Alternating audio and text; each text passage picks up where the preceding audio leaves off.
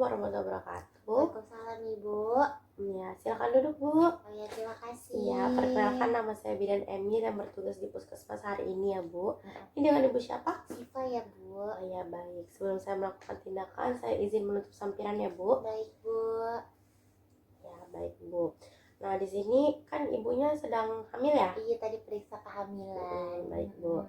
Nah, di sini kan buat ibu hamil saya akan memberikan pendidikan kesehatan tentang PMS. Sebelumnya ibu udah tahu PMS itu apa? Pernah dengar aja sih Bu, menular ya, penyakit menular Iya. gitu ya. Nah, jadi di sini saya akan memberikan sedikit konseling tentang penularan penyakit seksual atau PMS, penyakit menular seksual. Nah, yang pertama itu biasanya kita tanyakan dulu kepada ibunya apakah ibunya itu terdapat keluhan atau tidak. Misalnya pada saat pemeriksaan tidak terdapat keluhan, berarti ibunya bisa dibilang normal ya Bu ya. Iya Bu. Nah, di sini juga kita jelaskan kepada ibu apa saja sih penyakit menular seksual itu. Jadi kita beritahu ibu, jadi penyakit menular seksual itu terjadi dikarenakan terdapatnya infeksi yang ditularkan pada saat berhubungan seksual, bisa dibawa oleh suami atau bisa juga dibawa oleh ibunya sendiri. Nah, di sini itu ada beberapa ciri-ciri yang ditandai terjadinya penyakit menular seksual, seperti nyeri pada saat kencing atau berhubungan seksual yang pertama, nyeri pada perut pada bagian bawah, pengeluaran lendir pada daerah vagina atau alat kelamin. Lalu terdapat keputihan yang berwarnanya itu putih susu dan terdapat gumpalan-gumpalan, dan itu biasanya disertai dengan gatal dan kemerahan Bu. Lalu keputihannya berbusa, berbau busuk dan gatal. Nah, timbul bercak-bercak darah setelah berhubungan seksual. Lalu juga ada bintik-bintik yang berisikan cairan dan menyebabkan lecet dan borok pada area kelaminnya. Oh gitu ya. Iya, itu salah satu tanda-tanda terjadinya penyakit menular seksual ya Bu ya.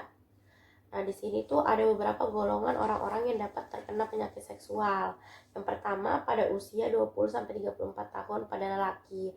Itu masuk di lelaki usia subur.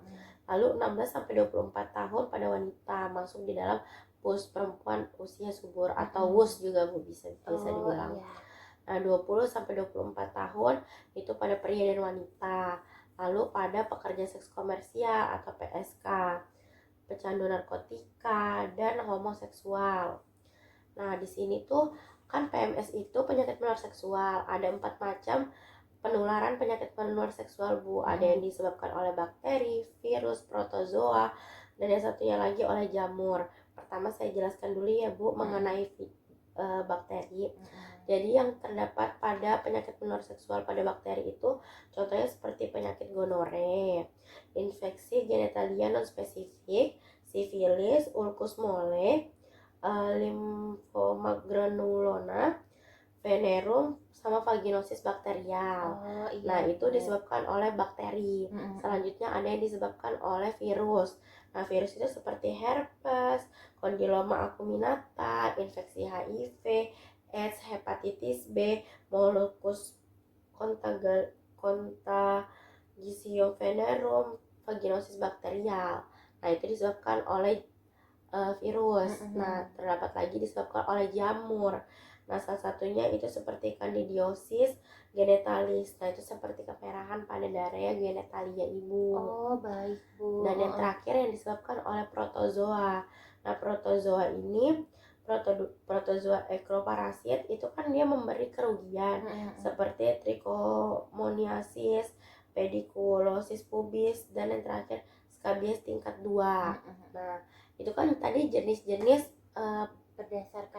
berdasarkan penyebab penularnya. Nah, di sini ada lagi Bu, penyakit menular seksual ini terbagi menjadi 3 stadium. Yang pertama ada stadium 1, yaitu erosi yang selanjutnya menjadi ulcus durum.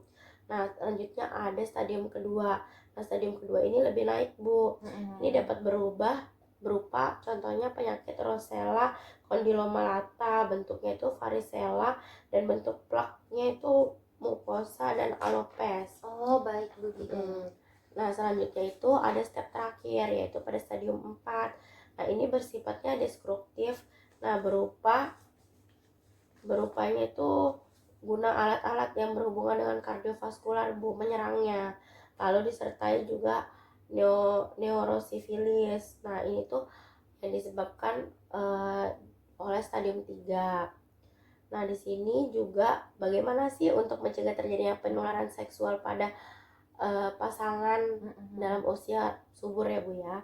Nah, yang pertama dengan tidak mengganti-ganti pasangan, lakukan vaksin hepatitis, lalu menggunakan kondom pada saat berhubungan seksual, tidak melakukan hubungan seksual dengan orang yang terinfeksi atau berindikasi, selalu menjaga kebersihan kelamin dan segera memeriksakan diri bila terdapat beberapa tanda-tanda yang tadi saya sebutkan ya Bu. Baik, Bu. Langsung kita bawa ke vaskes terdekat dan lalu kita lakukan konsultasi kepada vaskes terdekat ya Bu ya. Baik, Bu. Nah, Siap. itu saja penjelasan dari saya. Apakah sudah cukup jelas Bu? Jelas, Bu. Baik, terima kasih banyak ya Bu. Terima kasih.